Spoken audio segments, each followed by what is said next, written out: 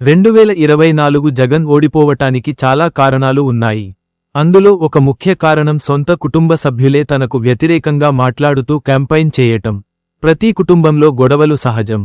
అది జగన్ గారి ఇంట్లో అయ్యేసరికి పచ్చ మీడియా దొరికిందే ఛాన్స్ అనుకుంటూ విష ప్రచారం చేసింది. ఇక 2029 ఎన్నికలకి పార్టీని బలోపేతం చేసేలాగా ప్రణాళికలు సిద్ధం చేస్తున్నారు జగన్. అలానే కొంతమంది పెద్దల సలహా మేరకు చెల్లితో ఉన్న సమస్య కూడా సరిచేయాలి అనుకున్నట్లు సమాచారం.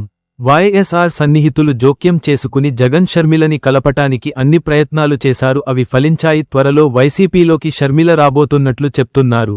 జగన్ హైదరాబాద్ వచ్చినప్పుడు లోటస్ పాండ్ వెళ్లటం, జగన్ పుట్టినరోజుకి షర్మిల విషెస్ చెప్పటం, దానికి జగన్ కూడా అమ్మ అని అనటం ఈ వార్తలకి బలం చేరుస్తున్నాయి.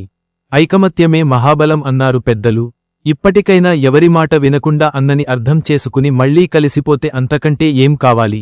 ఎవరైనా కుటుంబం అంతా కలిసే ఉండాలి అనుకుంటారు, కానీ విడిపోవాలి అని అనుకోరుగా. గొడవలు శాశ్వతం కాదు, బంధాలు శాశ్వతం. చూద్దాం ముందు ముందు ఏం జరగబోతుందో.